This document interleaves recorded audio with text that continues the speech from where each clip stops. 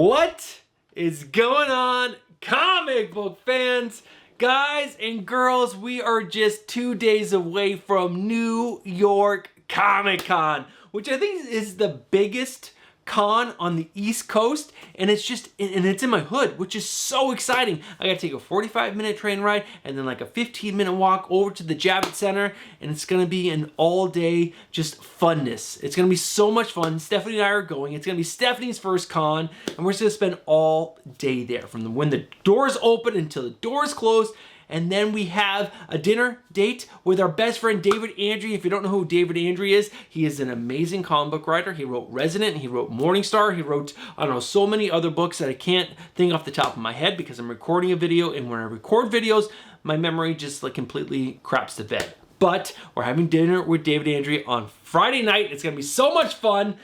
And yeah, I'm just so pumped for Comic-Con. I'm gonna meet so many amazing people there, so many amazing artists and writers. I'm gonna get books signed, and it's just gonna be a day of fun, and I cannot wait. But we're not here to talk about New York Comic-Con. No, this video right here is your Wednesday pull list, which is your hype video for New Comic Book Day. We're gonna go over all of my favorite covers, all my favorite books, all my favorite new #1s. And yeah, that's what this video is all about. And this week's New Comic Book Day is October 16th of 2024. So let's not delay anymore, and let's go ahead and check out my pull list. All right, now as you guys can see, this is a pretty chunky pull list. That's right, it's pretty chunky, it's pretty big, guys. There are 24, that's right, 24 books on my pull list this week, and that takes up almost the whole entire ultra-wide monitor. But guys, you cannot see what those books are, so let me go and throw them up on screen right now. Now, like I said, there are 24 books on my pull list. Of those 24, there are 3 new #1s, and if we break this down by publishers, there are 9 DC books, 7 Marvel books, and 8 independent titles. Now, of these books, I did not read 4 of the previous issues to the books you see on screen right now. Now, those books cannot make the top 3 list. All right, guys, those are all the books that are on my pull list. There is one book on the chopping block, so let's go ahead and find out what that book is right now. So, the book that's on the chopping block this week, I might have chopped in a previous video and just not gone into Leah Comic Geeks and removed from my pull list, because normally that's what I do. After I make the video, I go into Leah Comic Geeks and I remove the book from my pull list, so I'm no longer putting that in the read pile. But this book was still on my pull list, so that makes me think I didn't remove it just yet. But let's go ahead and find out what this book is, and that is Rat City. Issue #7 comes out this week, and I haven't been reading this for at least 2 issues, so I didn't read 5 or 6, which makes me think I've already chopped this book from my pull list, but I just want to make sure, because it was on my pull list, so I just want to let you guys know this book has been chopped from my pull list because the story just wasn't engaging. It wasn't a good character story, and that's what I think Spawn does really well when they dive into the characters that are in the Spawn symbiotes, or whatever they're called. And yeah, Rat City just wasn't doing it for me. It wasn't engaging, it wasn't compelling, and I didn't like it. So, chop chop, the one and only book that I do not collect from the Spawn series. Every single other book has been fantastic so far in the Spawn universe. So if you're enjoying those as well, guys, let me know down in the comments below. I'm talking about Spawn, King Spawn, Scorched, and the other book. I can't remember what it is, but there's 4 of them. They are all fantastic. All right, guys, that is the chopping block. Let's go ahead and move over to all the amazing positivity that is my cover liver picks. All right. Now, there are a bunch of covers that I fell in love with as I was going over all the covers that are coming out this week. So this list is a little long, but guys, stick with me because there are just so many good covers I need to share with you. Now, the first one up is an exclusive cover. This is Ultimate Spider-Man issue #10. Now, this comes in a trade dress in a virgin, and it's coming from Unknown Comics, Comic Traders, and The Sleeping Giant, and it's done by Miguel Mercado. I love Miguel Mercado. He does these fantastic covers that are always exclusives for some reason, and I picked up most of them. Now, the previous ones, there were 2 people like, sewing each other up on the couch or something, but this one just features Spider-Man and Mary Jane on the couch, and for some reason, Spider-Man is still in his Spider-Man outfit, but I don't care. It's absolutely fantastic. Now, guys, next up is Nightwing issue number 118. Now, this is the cover C. It's done by Bruno Redondo, and it's freaking fantastic. I love that it's just 4 different panels of different action, and it's so good. I love it so much, and this is the final issue of Tom Taylor and Bruno Redondo on Nightwing. It's the climactic final issue. I cannot wait to read it. It's going to be so good. Now, guys, next up is Uncanny X-Men issue number 4 with the 1/25 ratio variant done by Torrin Clark. Features Gambit. It's like bright pink, and for some reason, I freaking love it. Maybe it's because it's Gambit, and I'm a big Gambit fan, but this cover is freaking awesome. All right, guys, next up is Miles Morales, issue number 25. This is the 1/10 design variant done by Federico Vincentini. There it is, Vincentini.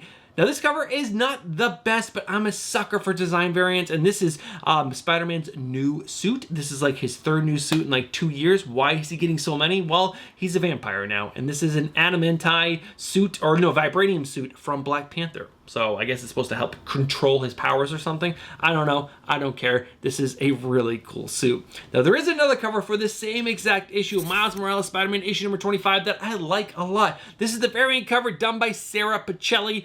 And the action in it is so good, and I like the yellow. For some reason, the yellow energy that he comes from his, like, what is it called, Venom Sting or whatever, is so stinking cool.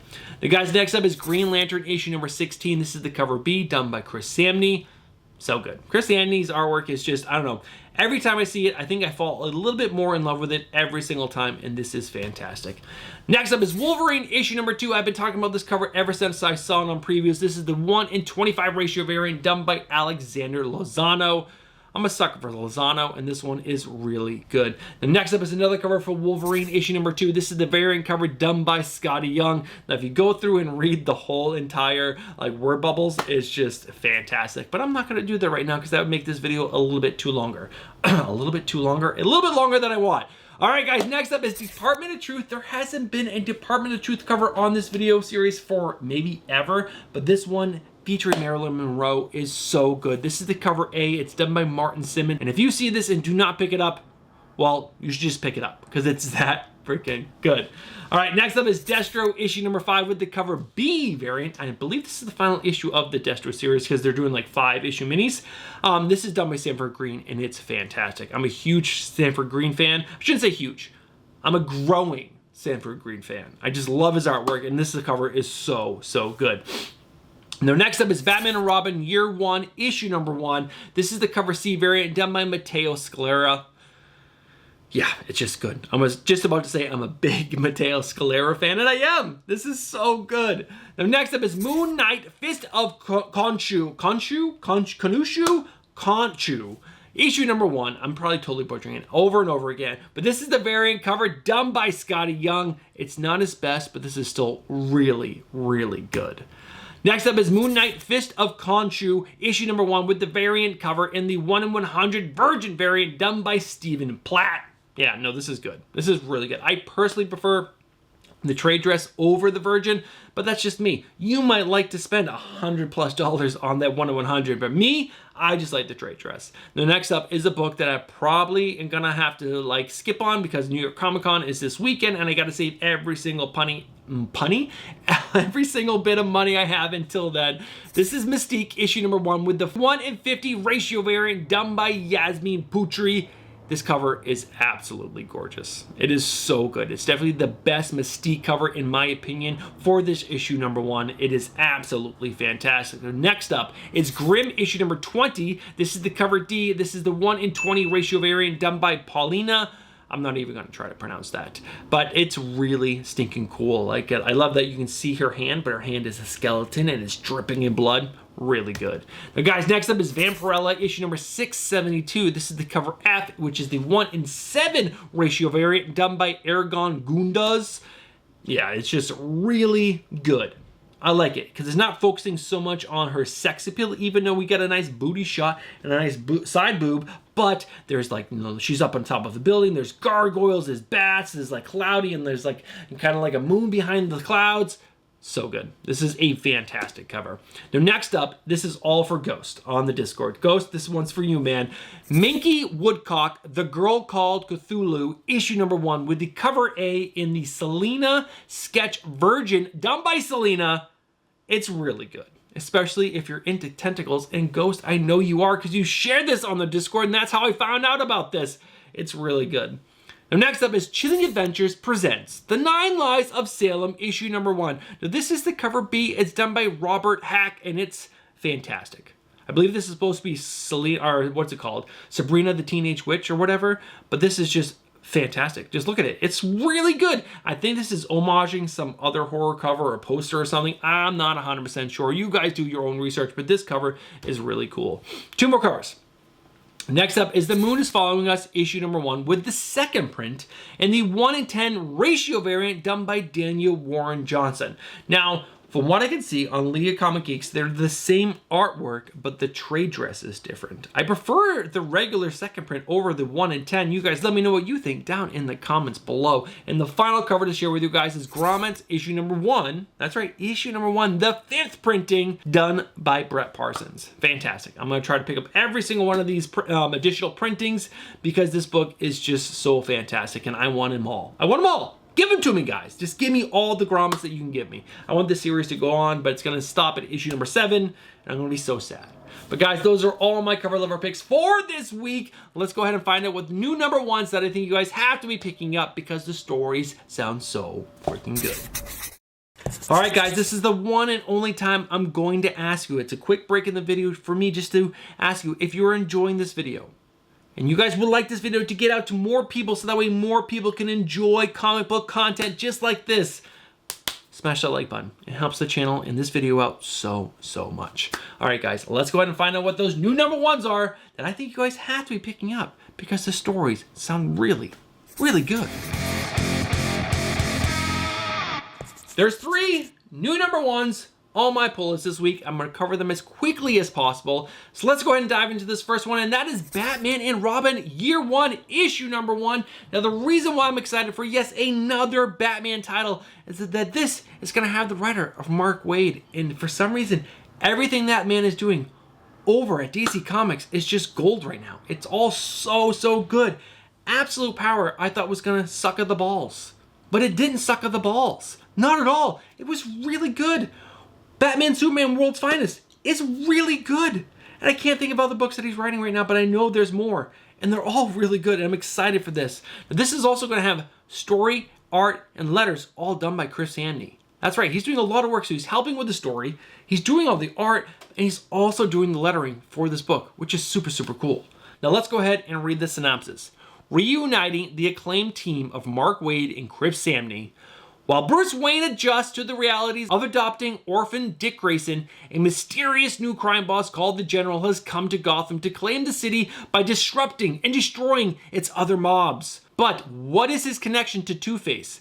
Batman and his new sidekick Robin are out for answers, but it'll take everything they have to navigate both sides of their relationship as father and son in the dynamic duo with Dick Grayson's present and future hanging in the balance.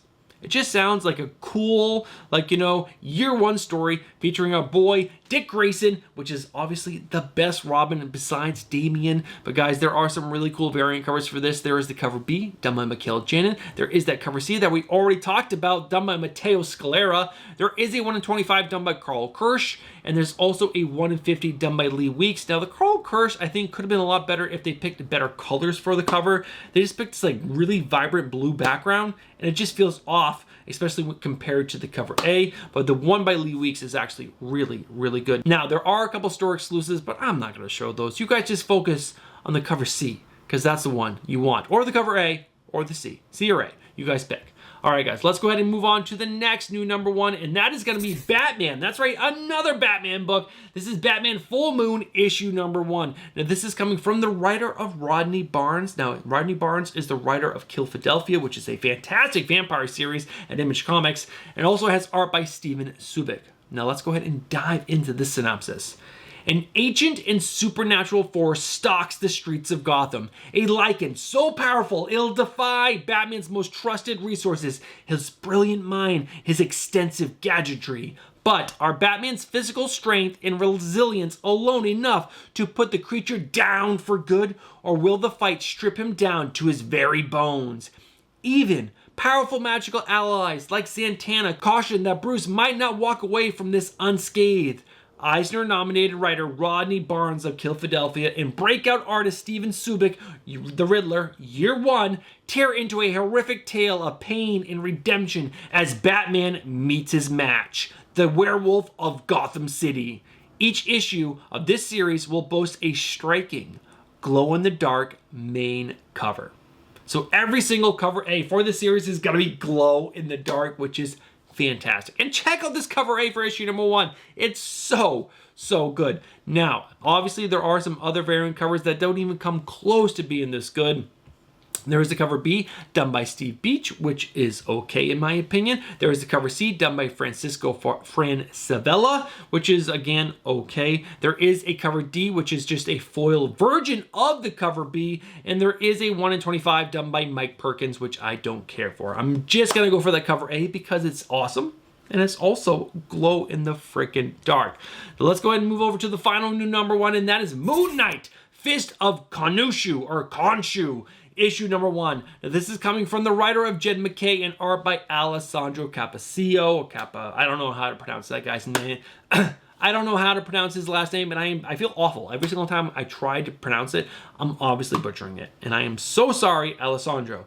But your artwork is so key to this Moon Knight series. It's everything. It's so good. Now, let me go ahead and read this brief synopsis. Obviously, this is going to be like the 3rd series of Moon Knight written by Jed MacKay and has art by Alessandro Cappuccio. I think I'm close to pronouncing it right. But let's read the synopsis. Mark Spector, back from the beyond. As an avatar and agent of the Egyptian god of the moon, Khonshu, former mercenary Mark Spector has died and come back to life more than on one occasion. To the ignorant, his fate beyond death's grasp may seem idyllic, but being chosen as a Fist of Khonshu comes with a heavy cost. And, like bones in a street fight, Mark Spector and the multitudes he contains may be about to break. That sounds really good, because this whole series has been about Mark Spector growing this family around him. And if he's going to be in trouble and he's going to be there to like start breaking, you know his family is going to be there to help protect him and lift him up and make sure that does not happen. And if that does happen, Jed MacKay, what are you doing to me? Do not do that, because that's the whole point of your whole book, is that he's built this family around him to help keep him, like, you know, not insane, not crazy, not go too far. And that's so good. Now, there are a bunch of variants for this because this is another new number 1 for Moon Knight. Moon Knight is so popular right now. He's such a great character. The cover A is absolutely fantastic, but we do have a variant cover done by Ken Lashley, which is okay. We have a Linnell Francis Yu variant, which is okay. Normally, they're amazing, but the more I look at this is like a bad cover for Linnell. After that, we have a Pablo Segura silver foil variant, which is pretty good. We have that Scotty Young variant, we have the Stephen Platt variant, and then we have a 1 in 25 done by Aka, and it's gotta say, it's probably one of his worst, but it's pretty good. And then we'll obviously have the 1 in 100 Virgin variant done by Stephen Platt. All right, guys, those are all the new number 1s that I think you guys have to be picking up this week. Let's quickly cover the top 3 books that I think you guys have to be picking up this week because the stories were the best for my pull list after reading the previous issue to these books. Get it? I always read the previous issue, and that's how I decide the top 3 books that I'm most excited about. All right, let's go ahead and check out number 3. All right, the top 3 books were actually pretty easy for me to pick after reading all the issues that I did read. So I didn't read 4, and there was 3 books. That means I had to read 17 books. Or I didn't have to. I did read 17 books. And of those 17, these 3 were definitely the top 3 books. I think the stories were definitely the best. All right, so the first one up in the number 3 spot is Ultimate Spider-Man issue number 10. Now, this is coming from the writer of Jonathan Hickman, and issue number 10 is going to have art by David Messina. I'm totally butchering your last name, David. I am sorry. This normally has art by Marco Cicchetto, but we have a fill-in artist of David Missa, and this series as a whole is so good. Hands down, the best Spider-Man story going on right now. There are a few issues here and there that are a little slow and a little world building, and that is okay. because I think this is a story that we all want to stick with for the long run, because I think he has big goals, and to get there we need to take moments to really build out this world with big character moments, because you need details for each of these characters, even though we know and love all of them. But you got to remember, this is the Ultimate Universe. These are slight different takes on all these characters. Just take, for example, Ben. Uncle Ben is still alive, but Aunt May has passed. It's a small difference, but a big difference. And Uncle Ben is teamed with Perry, what is his name? Oh, no, not Perry. J. Jonah Jameson, and they are starting their own paper. And that's actually a awesome side story. They have been seeding this since issue number 1, and it's absolutely fantastic. And that's what I'm talking. He's doing lots of world building within this universe. So it's not just Spider-Man doing Spider-Man things. There's so much more going on, and there's an awesome story between MJ and Gwen Stacy, which is so great. There's just so much going on, and it's absolutely freaking fantastic, and it's because they're strong character stories. So if you're looking for a Spider-Man book with strong character stories, this is the book for you. It's completely sucked me in. I love every single issue. The art in every single issue, even with fill-in artists, have been great. Like really, really great. I love where this series is going. In the last issue, we had a fight between Black Tarantula, I believe that's what his name was, basically the Sinister Six of the Ultimate Universe. He fought one of the characters. He was able to win, but there were some interesting things that happened. There's Doc Ock, which is, he's kind of a good guy, but definitely has bad guy tendencies, but he's helping out the Green Goblin, which is Harry Osborn, and Spider-Man, which is really interesting. There's just so many story elements, and they're all so good. All right, variant covers. Let's talk about variant covers, because I could probably ramble on about this book for so long. There's only 2 plus a store exclusive. So there is a Bengal variant, which is decent, and there is a 1-in-25 ratio variant done by Ben Harvey. Normally I rave about Ben Harvey, but I don't love this one, but it is pretty good. If I see it for really cheap, I'll probably pick it up. And then there is that exclusive trade in Virgin variant set done by Miguel Mercado. All right, guys, that is the number 3 book. Let's go ahead and find out what the number 2 is. All right, guys, the number 2 book is Grimm issue number 20. I read issue number 19 yesterday, and oh my God, this series is so good.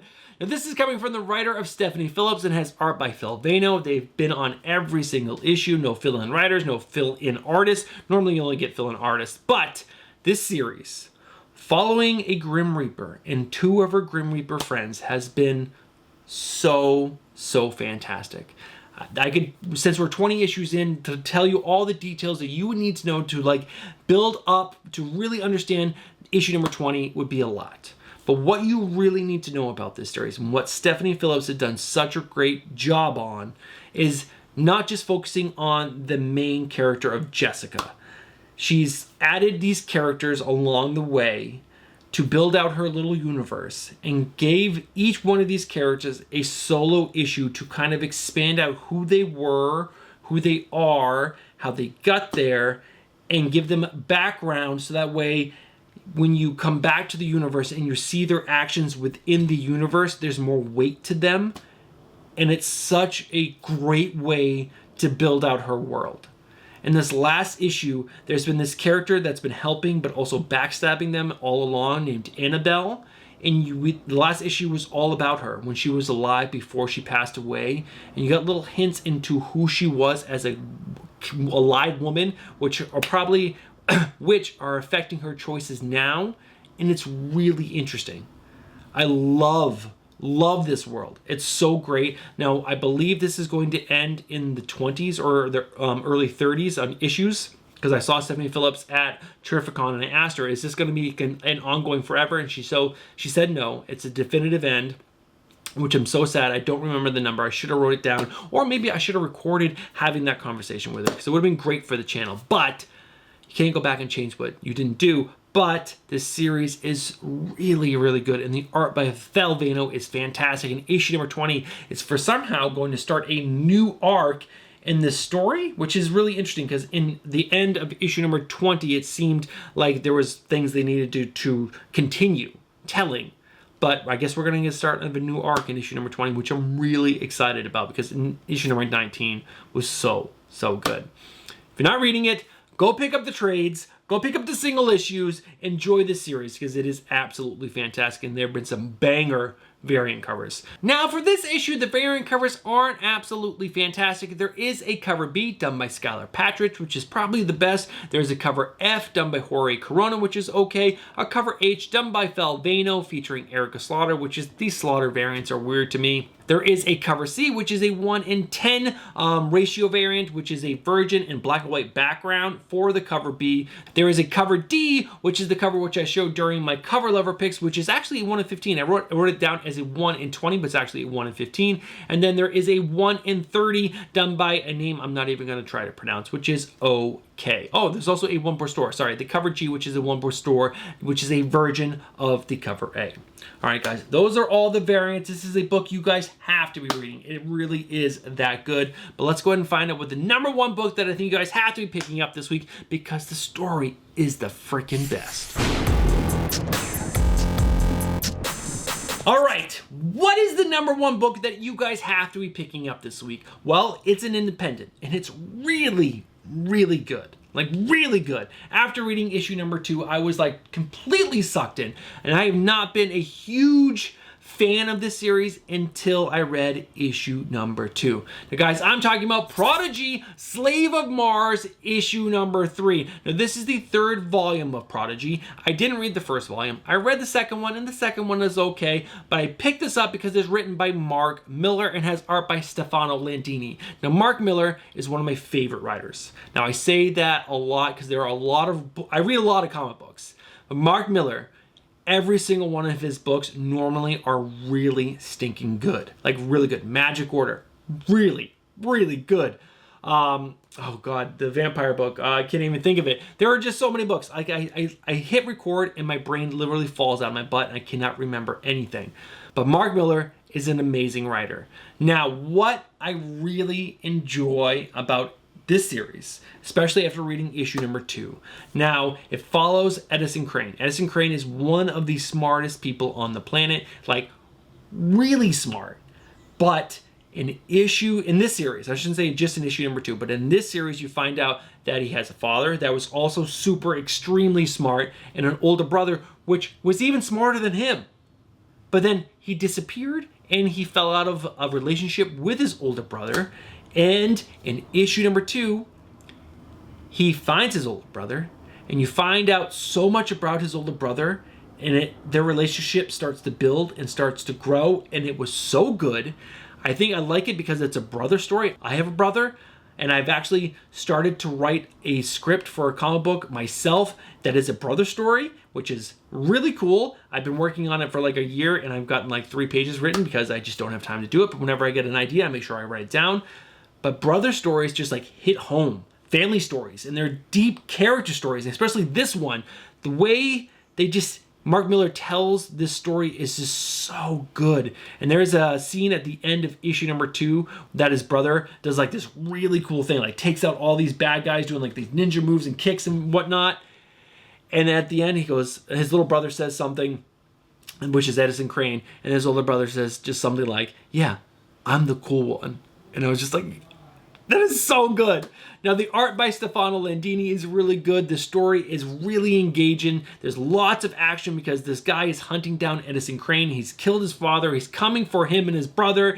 And so there's just tons of action, but there's also lots of mystery that is slowly unfolding. It's just so good. This is such a fantastic book. Mark Miller does great character stories, and I've said them so many times in today's video, but I love stories about characters that are engaging, and this one right here is really, really good.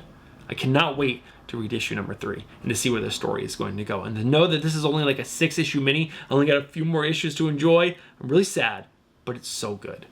There is a variant cover, but it's just a black and white to the cover A, and that is the top 3 list, which means we need to go over the not top 3, but the books you gotta see.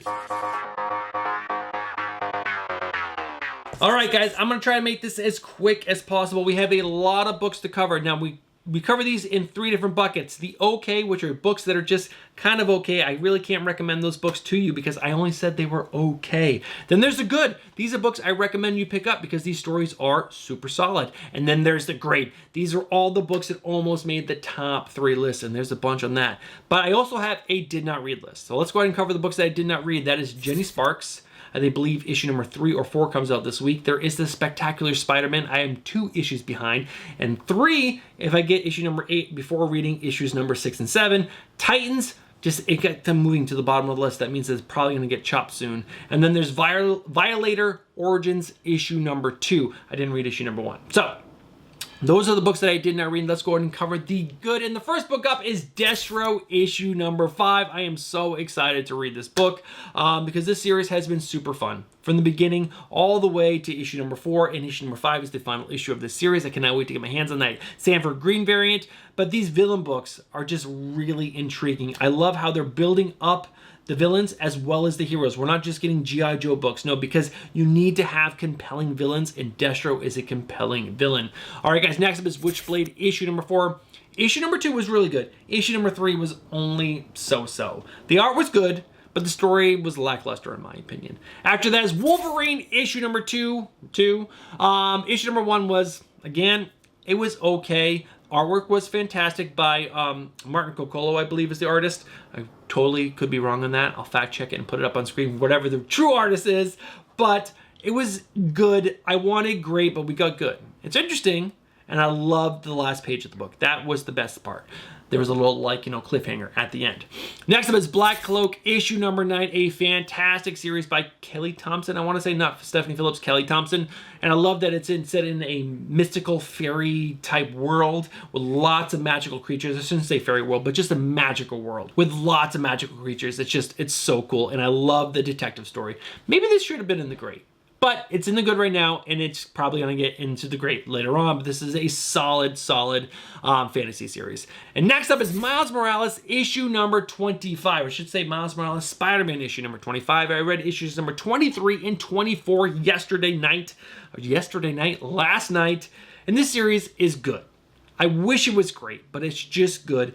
There's some really fun elements, but there's also just some really cheesy writing in it from time to time. I do love that this is starting to focus on a little bit on the relationship between Miles Morales and his girlfriend, which is the granddaughter of the Vulture, which is super cool. But it should be great. It really should be great. Now, after that is the final book in the good, and that is Sam and Twitch Case Files, issue number 7. If you like really good murder mystery, this is a book for you. This is so well written by Todd McFarlane, art by Simon Kredinsky. This is a fantastic murder mystery book. I hope at some point this is going to turn into a Spawn book, like a true Spawn book. But right now, it's a murder mystery book. All right, guys, let's go ahead and cover the great. And the first book up is Batman, Superman, World's Finest, issue number 32. Now, one thing that I totally forgot was that Dan Mora was moving off this book, and Adrian Gutierrez, the artist that was on Blue Beetle, is taking over for as the main writer or as the main artist on this book. And that's incredible because his artwork is so good. It's sad that we're not having a Blue Beetle book right now, but his artwork on this series is like screaming amazingness. It was so good. Now, in this series, Eclipso is coming back. It was fun. I love how Mark Waid is bringing back these really obscure, fun villains in Eclipso. I cannot wait to see what he's going to do with him overall in this arc. Now, after that is Dark Knights of Steel All Winter, issue number 4. This series is incredible. Issue number 3 was so good. Batman and Slade Wilson going head to head for a little bit. Batman is not just Batman. He's not just a human. There's so much more to Bruce Wayne in this series. It's so good. And you find out that Alec Holland is the little boy that is traveling with Slade Wilson, and he is basically going to bring back life to this dead part of the earth. So good, but there's so many things standing in their way. Elseworld Tale, man, Elseworld Tales are so good. After that is Green Lantern, issue number 16. We're finally out of the absolute tie-ins, and the tie-ins for this were okay, but we're back onto the main story of Green Lantern. We're gonna get John Stewart, Hal Jordan, and Guy Gardner all in this book, all trying to figure out the Dark Heart or Dark Ring, whatever. The new ring that Jon Stewart has. It's the key to beating the big bad. And that's going to be so much fun. Now, after that is Nightwing issue number 118, the final issue of Tom Taylor and Bruno Redondo's run. The last issue was really, really good. I almost put it on the top 3 list, but it was a little cheesy at points. But this series, as a whole, go back and read the whole Tom Taylor run. It's been super, super solid. And the final book on the great list, and the final book that we're going to talk about in today's video is Uncanny X-Men issue number 4. Really good book. Really good book, great art by David Marquez, and just a fantastic freaking series. I am loving it so, so much. But guys, that is it for today's video, so we can go ahead and wrap this video up. All right, this is the end of today's video, and if you guys are still watching this video, I just gotta say thank you and being amazing supporters to this channel. Now, if you guys have not smashed that like button just yet, do me a favor and smash that like button. Like I said before, it helps the channel in this video series out so, so much. And last but not least, guys, if you guys enjoyed that video and you enjoy comic book content, especially new and future books that have not come out yet content, this is the channel for you. So get yourself subscribed.